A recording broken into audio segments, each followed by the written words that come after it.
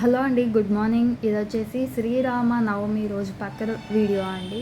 అయితే మనమందరం స్వామివారికి భక్తి శ్రద్ధలతో నైవేద్యాలు సమర్పించుకొనేసి కళ్యాణోత్సవాలని చూసామండి. అయితే నాకు తెలిసింది ఒకటి చెప్తాను, వినండి.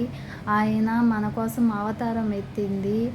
ఇలాగా వడపప్పు నానబియ్యం ప్రసాదాలన్నీ పెట్టవచ్చు, కానీ ఆయన నేర్పించిన సిద్ధాంతాన్ని కూడా మనం గుర్తుపెట్టుకుంటే బాగుంటుందని నా ఉద్దేశం. ఆయన నేర్పించింది ఏంటంటే, సీతారాములు అనేవాళ్ళు ఆదర్శ దంపతులండి. అయితే వాళ్ళు ఆదర్శ దంపతులు అవడానికి కారణం ఏంటంటే, వాళ్ళు కలిసి ఉండేది కొంతకాలమే, కానీ విడిగా ఉండేది జీవితకాలం. అయినప్పటికీ కూడా వాళ్ళకి ఒకరి మీద ఒకరికి నమ్మకం అనేది ఉంది, అర్థం చేసుకునే తత్వం ఉంది. అందువల్ల వాళ్ళు ఆదర్శ దంపతులు అయ్యారు. ఎలాగంటే, రావణాసురుడు వచ్చేసి అయినప్పటికీ వీళ్ళిద్దరికీ తెలుసు నా కోసం నా సీత ఎదురు చూస్తూ ఉంటుంది అనేసి. సీతమ్మ తల్లికి తెలుసు నా శ్రీరాముడు వచ్చేసి నన్ను తీసుకెళ్తాడు అనేసి. అలాగా నమ్మకాన్ని ఎప్పుడు వీడకుండా ఉన్నారు కాబట్టి వాళ్ళు ఆదర్శ దంపతులు అయ్యారు. ఈ కాలం చాలామంది దంపతులు ఇలాంటిది పాటిస్తే బాగుంటుందని నా ఉద్దేశం.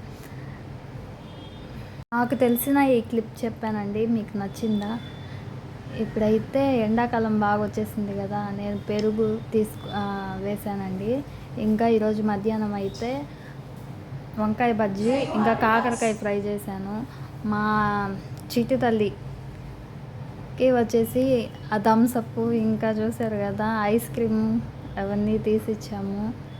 జలుబు చేస్తుంది అని ఒక పక్క భయం, కాకపోతే ఆ పిల్ల బాగా ఇష్టంగా తినేస్తూ ఉంది. ఒక ప్లేట్ పెట్టి అంతా సెట్ చేసి ఇచ్చినా కానీ కింద చూసారు కదా ఎంత ఇదిగా వాళ్ళకు పోసేసిందో.